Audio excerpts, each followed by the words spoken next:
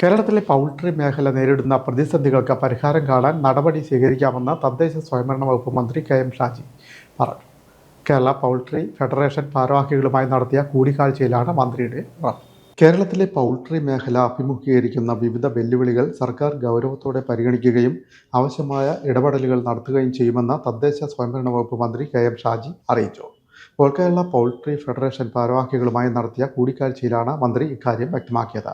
Federation സമർപ്പിച്ച നിവേദനത്തിൽ കോഴി ഫാമുകൾക്ക് ബാധകമാക്കിയിരിക്കുന്ന കൊമേഴ്സ്യൽ ബിൽഡിംഗ് നികുതി, വൺ ടൈം ടാക്സ്, സെസ് എന്നിവ ഒഴിവാക്കണമെന്നും ലൈസൻസിംഗ് നടപടിക്രമങ്ങൾ തദ്ദേശ സ്വയംഭരണ സ്ഥാപനങ്ങളിൽ നിന്ന് കാർഷിക അല്ലെങ്കിൽ മൃഗസംരക്ഷണ വകുപ്പുകളുടെ പരിധിയിലേക്ക് മാറ്റണമെന്നും ആവശ്യപ്പെട്ടു.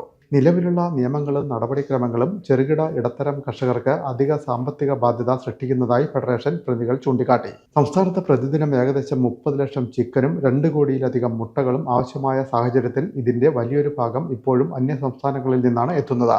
ഇതുവഴി പ്രതിദിനം 50 കോടിയിലധികം രൂപ സംസ്ഥാനത്തിന് പുറത്തേക്ക് ഒഴുകിപ്പോകുന്നതായും പ്രാദേശിക ഉൽപ്പാദനം വർദ്ധിപ്പിക്കുന്നതിലൂടെ തൊഴിലവസരങ്ങൾ സൃഷ്ടിക്കാനും ഭക്ഷ്യസുരക്ഷ കൂടുതൽ ശക്തിപ്പെടുത്താനും സാധിക്കുമെന്നും ഫെഡറേഷൻ വ്യക്തമാക്കി.